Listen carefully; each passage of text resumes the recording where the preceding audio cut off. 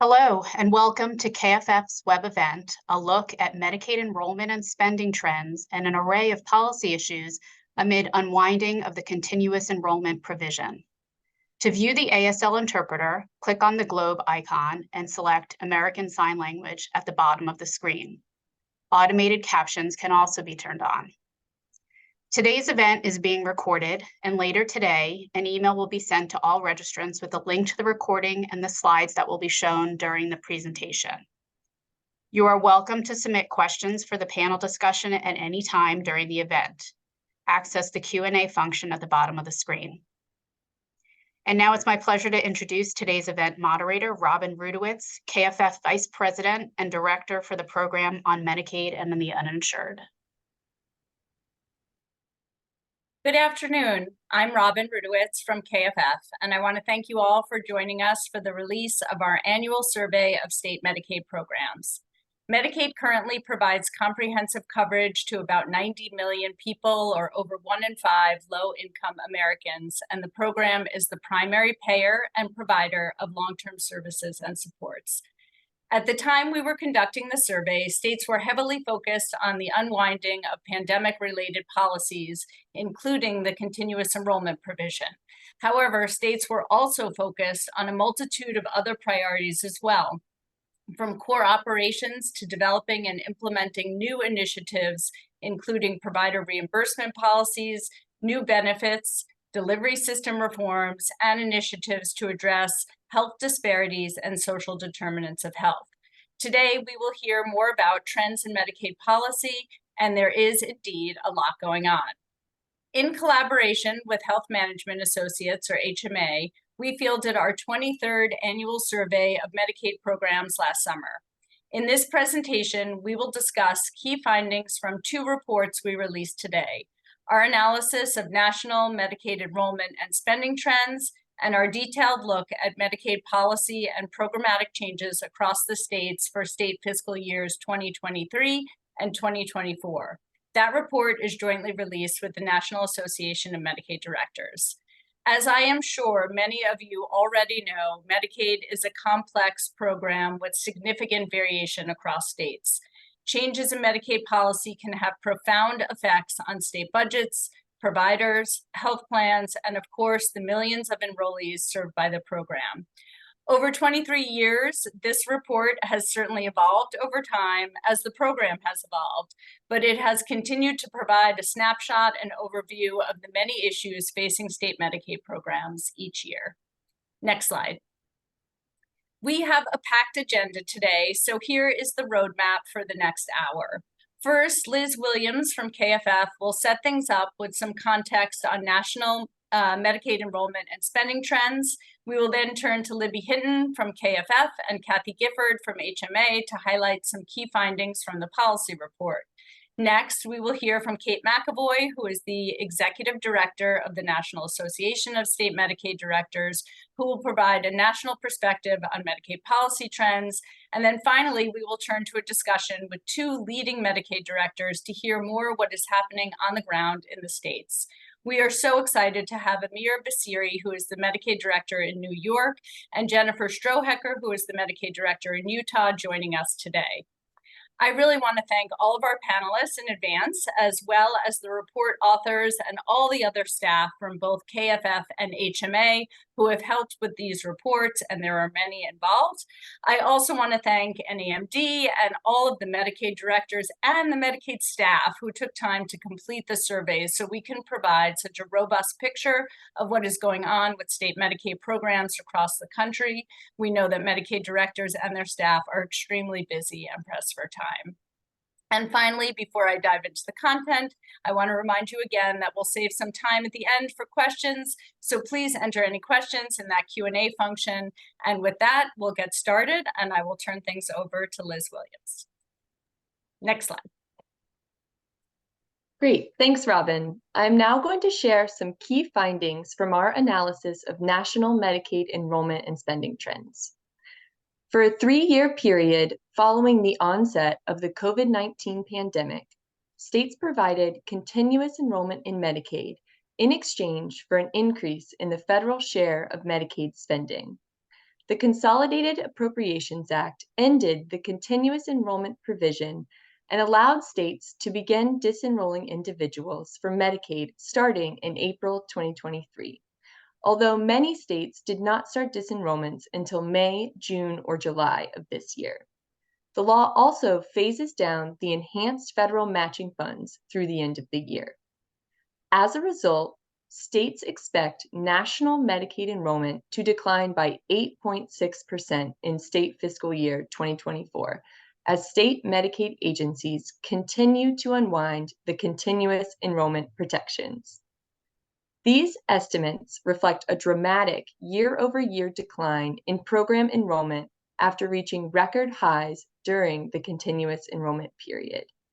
It is important to note that these estimates reflect new enrollments as well as coverage losses due to the unwinding, but they also assume some individuals losing coverage will re-enroll in Medicaid within the year, or what we call churn. Since enrollment is the primary driver of total spending growth, we can see here that states were also projecting slower total spending growth in state fiscal year 2024. Most Medicaid officials indicated that both their enrollment and spending projections reflect what is assumed in their state's adopted budgets, though estimates are uncertain and the effects of the unwinding are continuing to evolve with significant variation across states. Next slide, please. The state share of Medicaid spending typically grows at a similar rate as total Medicaid spending growth unless there is a change in the federal match rate, or what we call the FMAP. During periods of fiscal relief, state spending typically declines and then increases sharply when the fiscal relief ends. This pattern occurred with the fiscal relief during the Great Recession and is expected to repeat itself, as you can see here. State spending on Medicaid declined during the first 2 years of the pandemic due to the enhanced federal funding, but is expected to increase sharply in state fiscal year 2024 due to the phase-out and eventual end of the enhanced federal Medicaid matching funds. In addition to the enhanced FMAP, states cited the expiration of one-time funding, especially American Rescue Plan Act funds for home and community-based services, and changes in their regular FMAP formula as additional factors affecting state spending increases. Increases in state spending come at a time when states are starting to experience some uncertainty in their fiscal outlook after somewhat strong fiscal conditions in the recent years. With that, I will now turn things over to Libby Hinton to highlight other key Medicaid policy issues covered in our report. Next slide, please. Thanks, Liz. I'll turn now to some of the key findings from the policy report. We won't have time to cover everything in the report today, so we hope you'll access the report on the KFF website to learn more about the array of Medicaid work underway across the country. The report addresses policy changes in fiscal year 2023 and changes implemented or planned for fiscal year 2024 across a variety of policy areas, including provider rates and taxes, delivery systems, benefits, pharmacy, and telehealth. I'll turn first to provider reimbursement rates. Next slide, please. The number of fee-for-service rate increases greatly outnumbered fee-for-service rate restrictions in both fiscal year 2023 and fiscal year 2024. As you can see in Figure 8, rate increases for nursing homes and home and community-based services were the most common as many states acted to address direct care workforce shortages. Some states reported double-digit increases for these provider types. We also saw an uptick in primary care physician rate increases compared to surveys in the past few years. While the survey only captures changes in fee-for-service reimbursement rates, these rates are important benchmarks for managed care payments in most states, often serving as the state-mandated payment floor. Next slide. Capitated managed care remains the predominant delivery system for Medicaid in most states. As of July 2023, there were 41 states, including DC, that contract with Medicaid Managed Care Organizations, or MCOs. This number is unchanged from last year. This count will change to 42 states in fiscal year 2024, when Oklahoma implements capitated managed care. Medicaid MCOs provide comprehensive acute care, so most physician and hospital services, and in some cases, long-term services and supports to Medicaid enrollees. MCOs are paid a set per member per month payment for these services.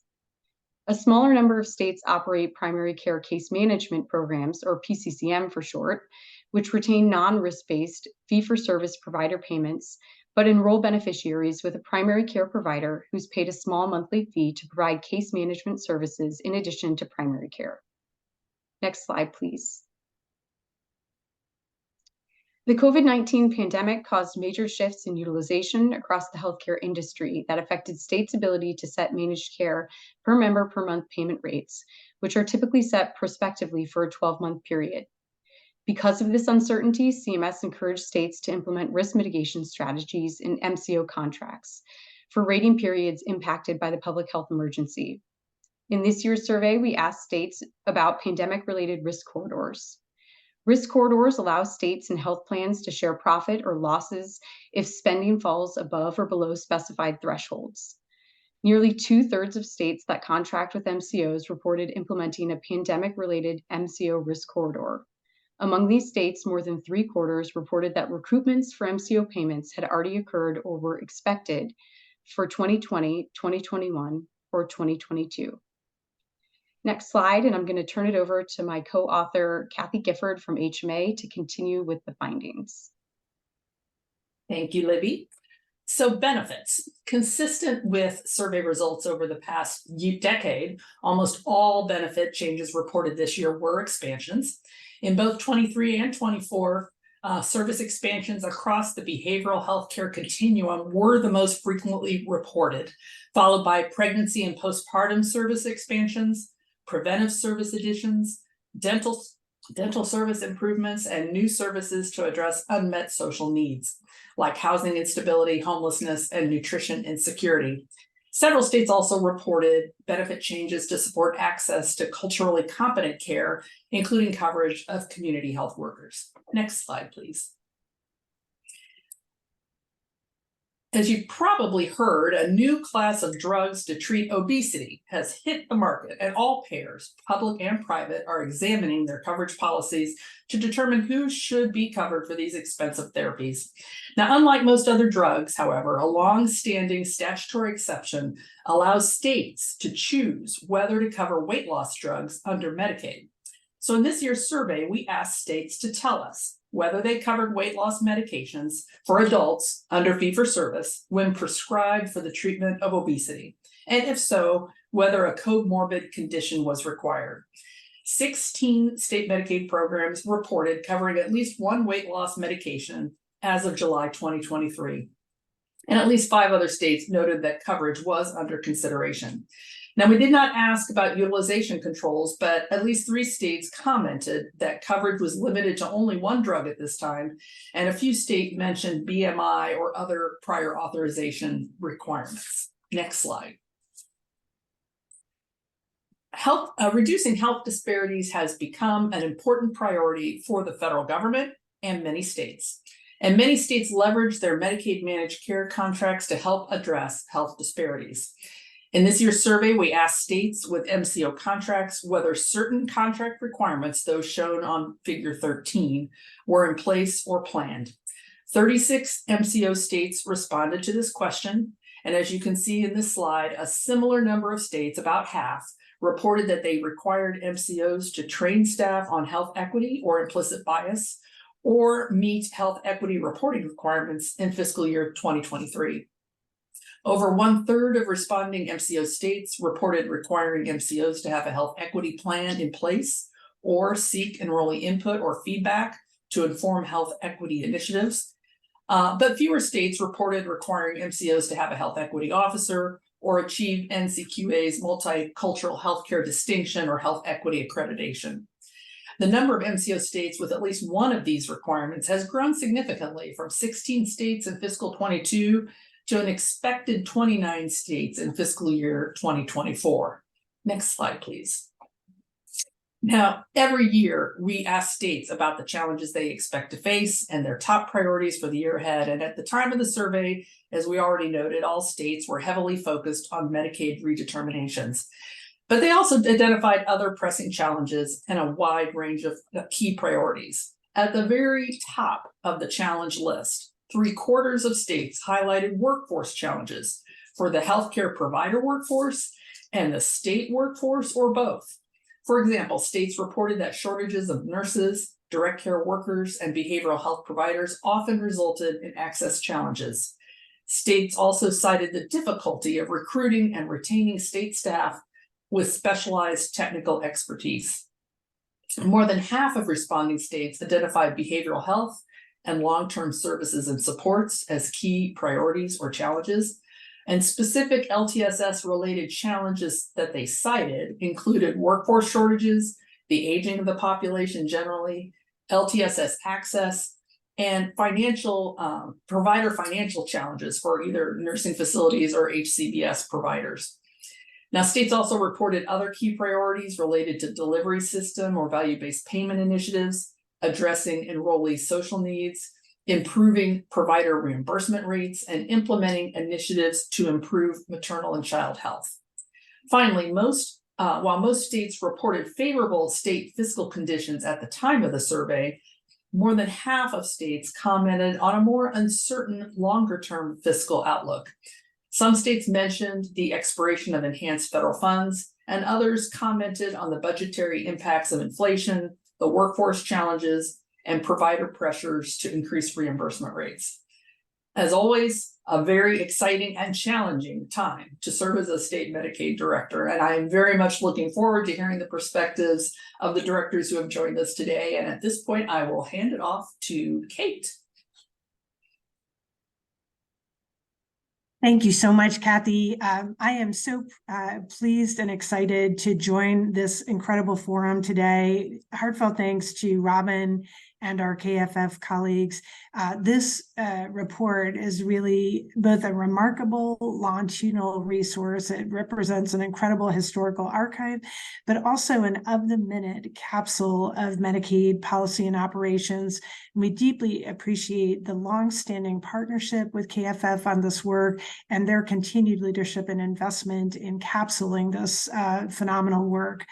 I also want to thank, again, from my heart, all of the folks who are serving in Medicaid leadership right now, two extraordinary examples of whom are joining us this afternoon, Jen and Amir.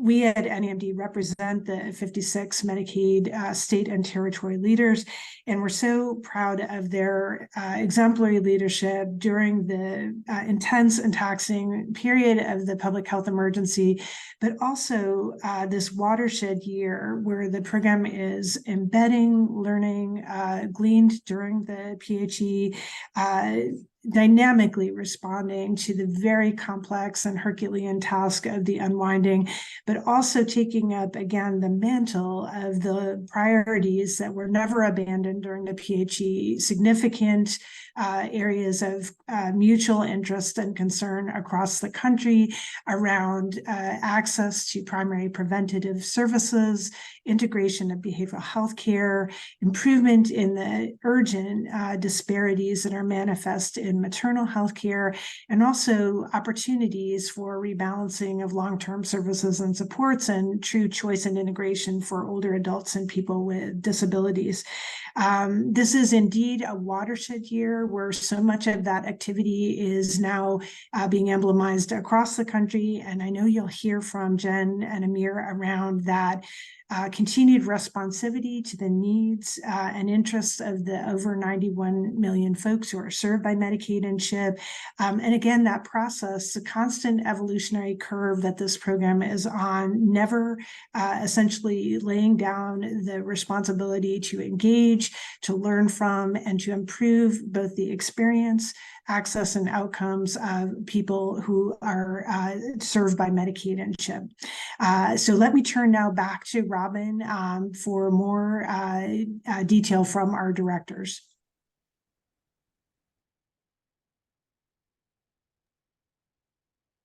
Great. Thank you so much to everyone who has already spoken, to Liz, Libby, Kathy, and Kate. It was a really great overview, and I am now really excited to turn to our panel and hear from two states. So welcome Amir and Jennifer to the panel. And we are going to just dive right into a conversation. We heard a little bit about our national enrollment and spending trends, and I'm wondering if you could share some perspectives from your states about how those ring true or don't, and your experience with Unwinding and those trends, and maybe also if there are broader fiscal issues that are affecting what's happening in your states that would have implications for Medicaid. So maybe I'll turn to Amir first, and then you can start us off. Sure. Thank you, Robin. What I would say is that a lot of the findings from the Kaiser survey, the 50-state survey, are very consistent with the experience in New York, both from the enrollment projections to the state Medicaid spending growth and the challenges that lie ahead.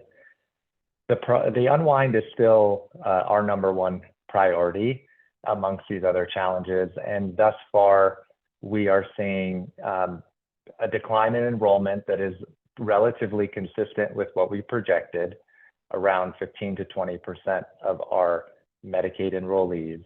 But we have encountered challenges that have resulted in risk mitigation strategies that may impact those estimates at the end of the unwind period. But all in all, retention of coverage gains is our #1 priority and still where primary of our focus has been. With respect to spending, Governor Hochul in New York has made provider reimbursement and workforce a top priority, as well as behavioral health.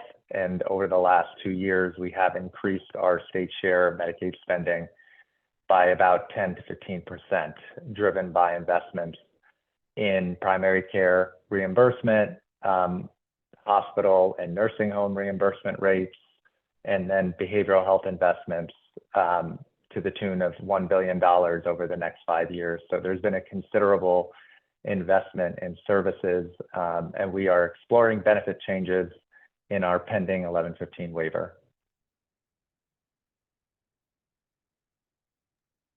Great. Jennifer, do you want to jump in? Yeah, I will. Thank you. So our experience in Utah is complicated by some things that have happened in our state, and I'd like to cover 3 things. First of all, our Utah's overall job growth is consistently the best in the nation, and as a result, it's really translated to an economic strength as we've exited the public health emergency with very low unemployment and a very strong economy. Second to this, Utah has experienced a significant amount of migration into our state through the public health emergency. And this is different for us, where 61% of people moving into our state are from other states. And actually what this has also caused over the last 10 years is that our demographic has changed dramatically. So we had back in the 1990s about 10% of a multicultural background. Today, we're sitting at about a 30% change.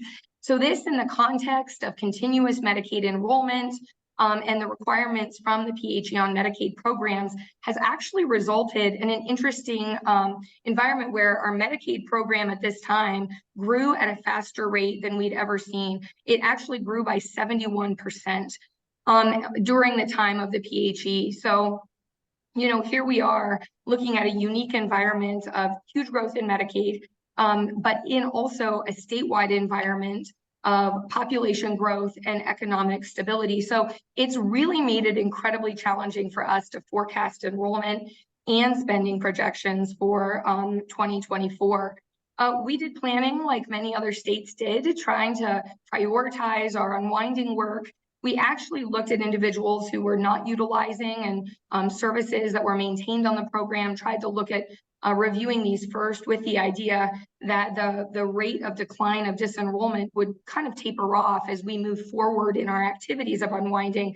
However, our disenrollment has actually continued at an aggressive pace since unwinding started 7 months ago. So this was not expected. And as a result, that steeper disenrollment projection actually has been challenging with some of our forecasting.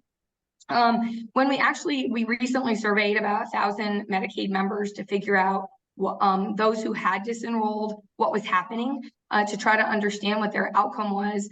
About 2/3 of them actually said that they had other insurance coverage, but about 30% reported that they were uninsured. And so, of course, this is really challenging for us and concerning to us as we consider what this means on the population. I also think, too, as we've approached looking at forecasting and setting budgets, that there is a process we undergo as a state that we call consensus, where our legislative fiscal analyst, our governor's office, as well as our Medicaid program do meet together and talk through changes in enrollment trends, impacts to the program, including FMAP changes and other things. And we've been doing this for a long time. We do this twice a year. And I'd say that in our meeting in October, there were still several unknowns, and we're really looking forward to what February data will show us, so we have a better understanding of our disenrollment and what that looks like with regard to our fiscal forecasting and things like that. One other aspect that I'll just touch on is that we had set our managed care rates based off of what we expected our disenrollment to be.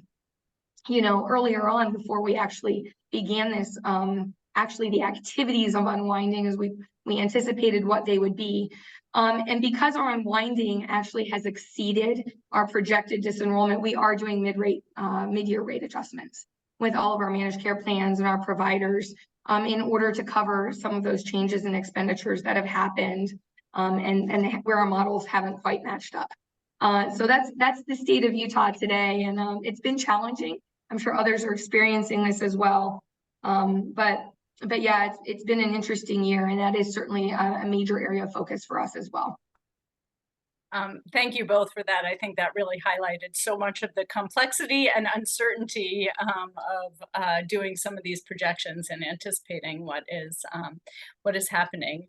I want to turn a little bit more to some of the policies that are going on, and I think, Amir, you started to talk about some of these, but we did notice a lot of activity around reimbursement rates, even more so than previous years, and states doing rate studies and various attention on different increasing rates in different areas. And I'm wondering if you can talk about how you're using rates to address potentially some workforce issues and where you've been focused on some of those rate changes. We could start again with Amir, and then we'll switch it up. Absolutely, yeah. As many states have likely heard from their provider communities, the reimbursement rates in our base rates, fee-for-service base rates, have not kept pace with some of the rapid changes in inflation and workforce cost, particularly that were exacerbated throughout the pandemic. And so we have explored any and all options to address those issues through our base rates, paying all the way up to what is allowable under the upper payment limit rules for those provider categories like hospitals, nursing homes, clinics, et cetera. And then we've used, the ARPA program, the Enhanced Home and Community-Based Services Funding, to try and shore up some provider workforce payments in our waiver programs and elsewhere. And then in managed care, we've really been leveraging the directed payment authority to, in our best way possible, drive funding towards provider groups that are experiencing those wage increases, but we're always sort of playing catch up. And I would say that there are limits to what we can do under the various authorities, and we are beginning to run up against those limits in the fee-for-service program due to the upper payment limit, which is really based on historical data. So it's very hard to stay current with what is happening in the ever-changing delivery system. But we have explored any and all opportunities and continue to do so. Great. Yeah, and I'll just chime in as well for Utah. We're in a similar place as New York. One of the pieces that we've looked at considerably statewide is that really Utah has a considerable workforce shortage across our state, but really particularly in primary care, dental, mental health. We are experiencing a health professional shortage really across many and most regions of our state. We've seen so many professionals just leave their roles and do other jobs and even retire early. And it's created such a concern for us. What we've actually done at a department level is we've been able to put together through a legislative effort a committee that's really looking at workforce shortages and think about novel ways to do this. And just a couple things we've done outside of the rates and reimbursement that I thought worth noting was, first of all, looking at incentive loan programs. And some of you may be doing this, but just in our rural and frontier areas where it's really greater challenge for access and making sure people have timely access to services and the types of services that they need, even from a primary care standpoint, really pushing out loan repayment models and some service oriented in these areas. Additionally, we're doing a study around looking at licensing and how we're looking at this as its impact on the behavioral health workforce ourselves. What we're finding is that our lower, really looking at new licensing requirements for lower trained behavioral health staff and looking at their scope and reassessing that in order for them to be able to have the ability to work through this. Like I mentioned, this is a statewide effort, a work group run through the department that's really been able to evaluate and look at things from a staffing perspective, not just a rates and reimbursement, but also from our Medicaid program. Similar to what Amir mentioned, we certainly have areas that struggled across the board, but in significant areas around HCBS, behavioral health, home health providers. ARPA was critical in these areas. We've been able to really get some funding put in some key places. And then fortunately, because our economic state in Utah has done well this past legislative session, we were really able to continue some of those essential ARPA covered benefits forward into the future. And these are areas that we've been able to look at for our HCBS providers as well. We've also issued multiple infrastructure grants. These are sort of non-traditional funding streams that have been really helped providers look at some unorthodox solutions to challenges they're facing. This investment really helped with other things that doesn't just come from rates and reimbursement, looking at things like transportation to meet the settings rule, for example, training and ability to meet EVV requirements, or even like how to really improve their physical settings to make them more compatible with what we want to see for our Medicaid population. Another piece that was really critical for us through the duration of the PHE was family caregiver compensation. It's been transformative, truly, for our state and for our service delivery system through this service that's been funded through ARPA. This allowance, as you all know, allowed families and caregivers, guardians to be added to the array of service providers. And we've been able to continue this forward through legislative funding that we've been able to receive post-PHE. And we have waivers that have been submitted now. Additionally, our last legislative session, we were able to give behavioral health providers a mandated annual 2% inflationary increase. This matched and kept at parity what the ACOs are experiencing. And this allows our behavioral health providers to receive those similar benefits and help catch up with some of the rate disparities that we've seen there. One last thing I'd like to touch on is dental services, as it was called out as an area of concern from many states. We've had a really wonderful partnership in our state in Utah with our University of Utah School of Dentistry. And in recent years, this partnership where the School of Dentistry really covers the state share of our services for adult dentistry, they've enabled us to build a stable network of dental providers across our state. Through this partnership, we've been able to address important reimbursement issues in the areas of specialty care like endodontics and other places where dental providers have been able to weigh in and to say this is an area like we can't cover Medicaid members, and we've been able to really put funding in that area through the facilitation and the work that we've done in partnership with the School of Dentistry. Last, I will say that we did just complete a comprehensive rate study for most provider types. This was really important for us because we've been able to support certain areas, but not others. And it seems some have gone 10 years or more without a rate increase. So this study was really important to create a greater level of transparency and visibility around what that gap is compared to other states, as well as comparisons to Medicare.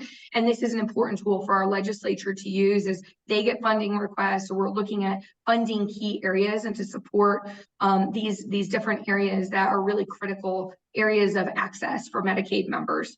So we have lots of work going on, just like Amir does, and a commitment, of course, from our legislature and our governor's office to understand the needs of the Medicaid program, and certainly some support and action that we've seen over the last year. Again, that was really helpful, and we know that these workforce issues transcend just the Medicaid program, but super helpful to hear the particular issues that Medicaid is addressing or trying to address, and the particular challenges as well. I know, I mean, New York and Utah are both doing so much in terms of, and we already have some questions coming in, I see on the panel related to social determinants of health and how your states are using Medicaid to try to address some of those issues related particularly to housing and food. So I'm wondering if you could spend a little bit of time talking about what both of you are doing and your programs are doing in that area. And maybe we'll start with Utah this time. Certainly, thank you.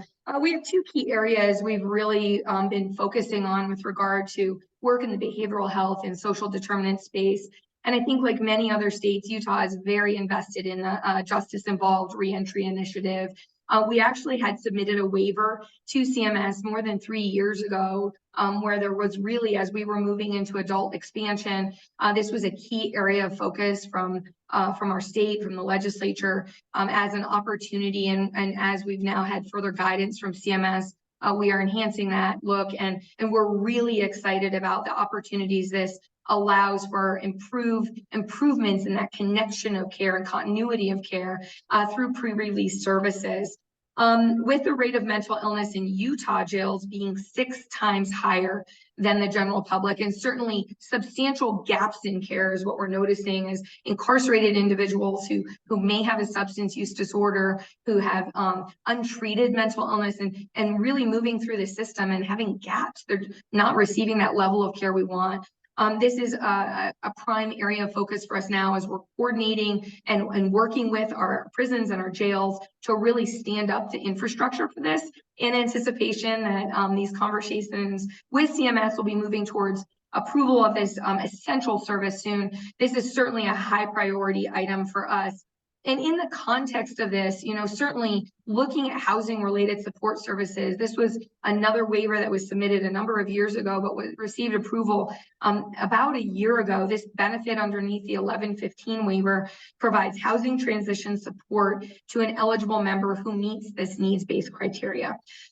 We, of course, have this housing related support services offers a variety of services to address social determinants and essential needs of housing. We've had hundreds and hundreds of individuals just this past year really benefit from this. And as we look at the connections of housing and justice involved work and how they support the overall work of the Medicaid program, I would say that these are two key areas that we are focusing on as our state as ways to kind of lift and address social determinants, racial disparities, and address the needs of vulnerable populations. Great, thanks. Yeah, and I would echo what Jen mentioned on those that are being discharged from incarceration. I mean, in New York, we have had and been very, very focused on prioritizing health equity through the integration of social care services in our managed care benefit. And that's really the underlying goal of our pending 1115 waiver.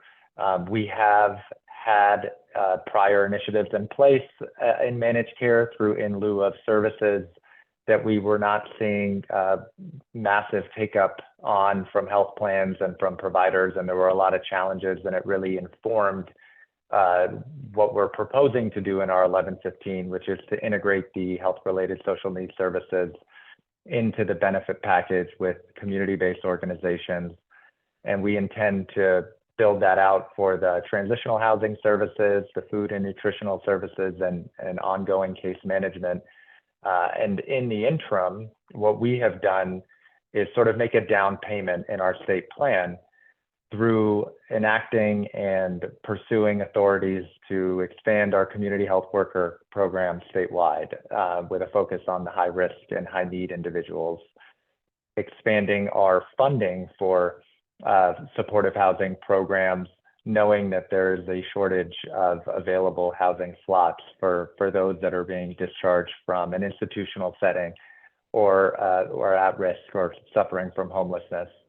And we've also made a big focus on behavioral health and maternal health, expanding our doula pilots statewide, making a big focus on the Nurse Family Partnership Program and expanding that and looking at ways to really strengthen the wraparound and supportive services for a lot of our members. So our waiver is our health equity strategic plan, but we try to take interim steps to formalize some of these benefit changes and service expansions in our state plan.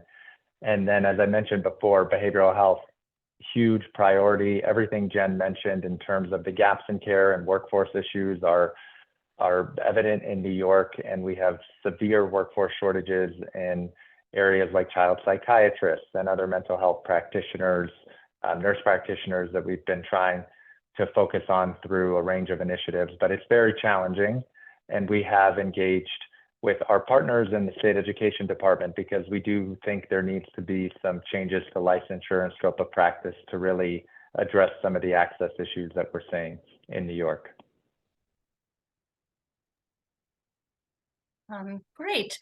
I think I'm going to turn now to just ask you if you want to look into the future a little bit and just give us a little bit of an overview of what you think the biggest issues that are coming up in this current fiscal year, as well as, you know, a few years out. Again, we touched on a bunch that are part of what we collected from a more national picture, but I'm curious what you're experiencing, maybe the what keeps you up at night kind of issues. And again, we could start with you, Top. Yeah, thank you. What keeps us up at night? Gosh, our current state is just so incredibly busy trying to understand unwinding and the context of member flow and things like that is certainly a key concern for us as we move through this phase, and even in the context of applying so many new policies. It's really encouraging as we look at the future of some of the proposed rules around access, eligibility, the managed care rule. And we're certainly contemplating what this does to our current environment and how we keep up.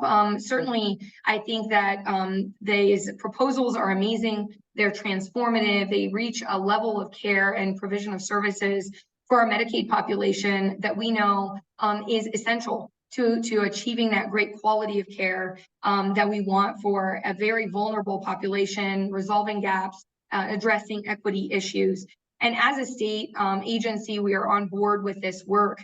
But consequently, it's also a whole lot of work to take on. And I think as we lay out, while we have priorities, I mentioned we're looking at 12 months continuous for children, 12 months postpartum, our justice work, and the work we want to do, layering on much of the quality work, the access and eligibility and enrollment standards that are being rolled out. You do have to consider the cost, as this is not coming, these are significant state dollars to invest in these programs, but additionally workforce as well. And I'm saying our workforce. We have workforce that I certainly think about from the access standards. How are we going to meet these with our current enrollment and the ability of providers to cover care, but also for our staff. how are we going to manage all of this? How can the workforce keep up? How are we going to keep our staff engaged?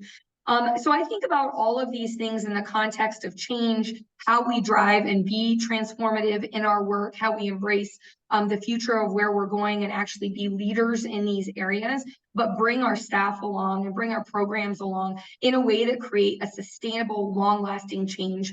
And it's certainly, there's a lot on our plates these days. There's a lot for us to think about. It's complex for some of us who may not be as far along on this health equity journey and some of the work that's been done in other states. And Utah isn't as far along. So for us, that journey is a little bit longer than others. And so those are the things we think about and we process. It's an exciting time. It's a challenging time. It's an opportunity. And I think the folks we have now are really committed to improving the best level of care and providing the greatest services to our members. So I'd say those are the things that really kind of keep us up at night and have us thinking about the future of Medicaid as it's kind of created, week by week, month by month here. So.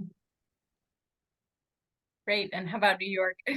Yeah, I mean, Jen, really, a lot of the comments Jen made very much resonate with me, and I want to hit on not only the provider workforce issues, but as Jen mentioned, sort of the state workforce challenges. There is not a single state Medicaid director that will not tell you this is as busy as the Medicaid program has ever been. There are converging major policy changes that are being implemented at the same time. Programs have grown tremendously over the past few years, and we have people retiring from state service, a lot of institutional knowledge that is moving on or ready to move on, not necessarily with succession plans behind them. And there's not a day that goes by that I don't think about our internal staff and also the local staff for our counties that jointly administer parts of the Medicaid program. The workforce challenges are truly across the board, and they're very, very challenging from a state government perspective.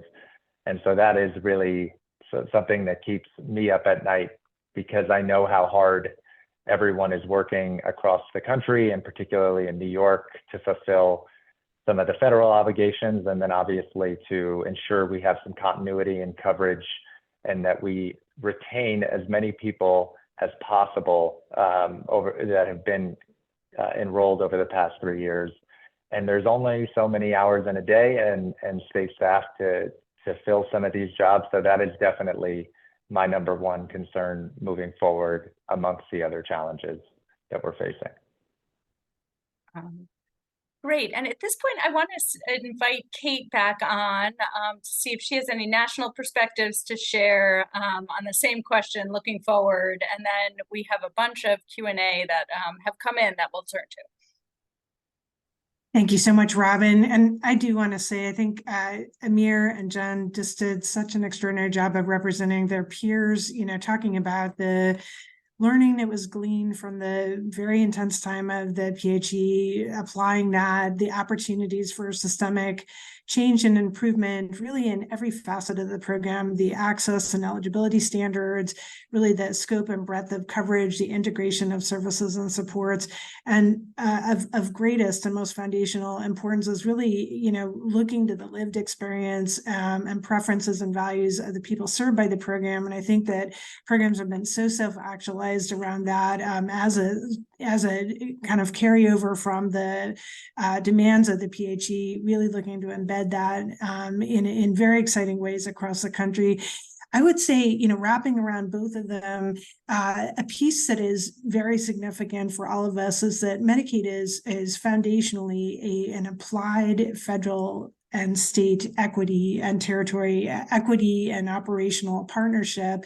So I think in addition to the pieces that can be, owned by states and optimized, there are numerous opportunities for further work by the federal government, really around rules of operation of the program, this kind of critical aspect of what among the elastic authorities of the pandemic can be carried forward, looking at not only the eligibility rules, the E14 opportunities that we're using to great effect during the unwinding, but also the other types of elastic opportunities that were represented by Appendices K and the like. So that piece around signaling permanency there, I think, is very significant.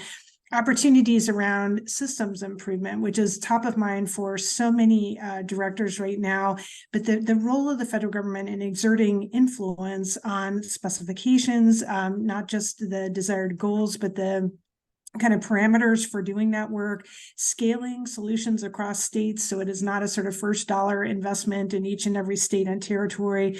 Jen and Amir talked so cogently about workforce. Again, opportunities for the federal government to coalesce across disciplines with a focus on the pipeline, on immigration, consideration of drawing people into this work through promotion of the value of it. The issue of resources, the core aspect of the Medicaid match from the federal government, and opportunities to use enhanced match to capitalize innovation, but also to look at the need for seed dollars. We do not have a vehicle like a DSRIP or a SIM right now, so looking at that ongoing. And I just wind up by saying that the shared interest among all of us in promoting the very significant value of the Medicaid program.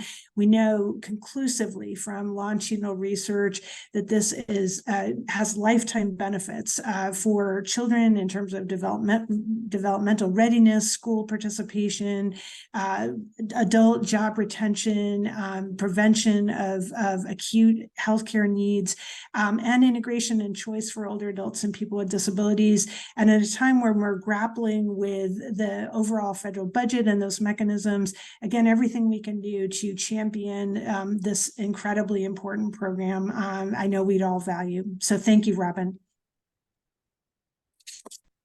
Great. And then I'll invite other folks back on, and we have a lot of questions that have come in. We're not going to get to all of them, but I think one area, some of them touch on things that we've already covered, but one question that we haven't spent a great deal of time on that we know is a big issue for states is related to pharmacy. So we know that cost control and implementing initiatives around prescription drug costs are a key priority. I know, again, both Utah and New York particularly have efforts going on around these issues. So, and we have some information from the survey. So I'm wondering if anyone wants to jump in and talk about any issues related to prescription drugs. Well, Jen is a pharmacist, so I'm happy to let her start because I talk to her about this regularly. Yeah, Amir and I have certainly had several conversations around pharmacy. Certainly, I think on many people's radar are cell and gene therapies, as they really completely rewrite the landscape of how we look at pharmacy drug costs and certainly the impact they're going to have on all state budgets. I'd say there are two ways that we've been looking at this as a state. First, I think it's important. We've spent a lot of time educating our legislature and also stakeholders in our state to look at our communal interests in optimizing the care that individuals receive as these drugs come onto market. We know by 2030, I believe 40 to 50 of these cell and gene therapies that are, $2 to $3 million price tag will be available for people. And there's a lot of interest in this when it comes to people's own advocacy for a cure. And certainly that's one piece from a larger landscape. We've led the way in those discussions, knowing that Medicaid is a primary payer. An important piece I'd say that I just looked at from cell and gene therapies and cost containment, but also through that equity lens in Medicaid, is developing the most rigorous sort of continuum of care around a person's access and availability of getting these treatments, and actually what it means for that person along their lifespan to be able to access that in a timely way, to have the right assortment of services around them to make sure that when that pharmacy solution is delivered, that they are managed and monitored correctly. And so we've been looking both through at least with cell and gene therapies, the larger global impact, stakeholder input, as well as partnerships with our hospitals, with our commercial payers, things like that, but also really bringing it down to a policy level to make sure that it's very clear that when a Medicaid member is eligible, that there is a very clear path for that individual to receive the service timely and make sure that their outcomes are achieved in receiving this. So that's where I'll say our focus has been with regard to cell and gene therapies. And that has certainly been a focus of ours in New York. Everything Jen said with respect to the pipeline is very much on our radar. In New York, we did pursue the value-based contracting authority. We do have that in place, and we are executing agreements for some of those gene and cell therapies. I will say it is incredibly resource intensive, and with the range of new therapies that are coming on the market for differing underlying conditions that are very specific to the Medicaid population, like hemophilia and sickle cell. I do worry about our ability to manage some of the complexity of these arrangements that are based on outcomes, which is a good thing, but are very hard to measure and standardize across various drug types. I would also be remiss to say we have been pursuing and finally did implement a transition of our pharmacy benefit from managed care back to fee-for-service that took effect earlier this year. It has been another big undertaking, but one that we felt strongly in, and a lot of this stemmed from our concern with how the pharmacy benefit managers were acting on behalf of health plans and some of the underlying opaque reimbursement practices. And thus far, that transition has gone well. But some of the cell and gene therapies that Jen mentioned are on both the medical and the pharmacy benefit, which adds some new complexity as to how we enter into agreements with drug manufacturers. Great, and we only have a few more minutes, so I'm gonna combining a lot of questions into one. Kate touched on this federal-state partnership, and we know that there's a lot of pending regulations that have wondering how states are potentially preparing for what's coming down the pike in terms of regulations. And also, speaking of the federal-state partnership, if anyone has any comments about the implications of a potential federal shutdown as we are approaching that date again, and then that will probably wrap us up.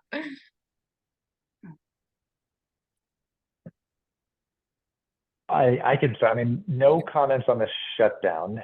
I would say we are working very closely with CMS on a range of things. And I think that generally it's been very hard to manage, as I'm sure it has been for them. But, you know, overall, we've had very good discussions on a range of different issues that we're working on, from our waivers to fee-for-service base payments. And sometimes it's been a challenge having and working across different areas of CMS that may need to talk with one another to really wrap their head around the underlying policy change we're pursuing. But it has been, the unwind has certainly been a priority in some of those discussions. But overall, I think we've had a very good relationship with our federal partners in administering the program, and we're working towards addressing some of these challenges. But I can appreciate some of the workload that is imposed on them, and that they're facing the same challenges that we are.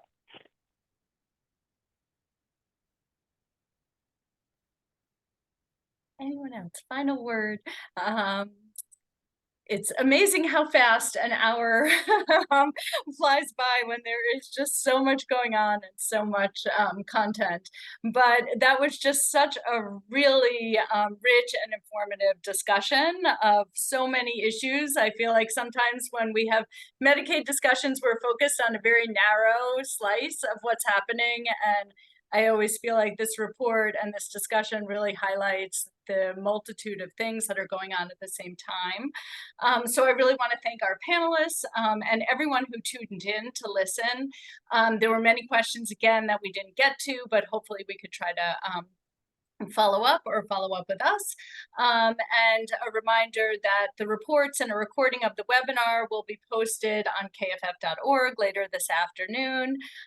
So I thank everyone for joining us and have a great day.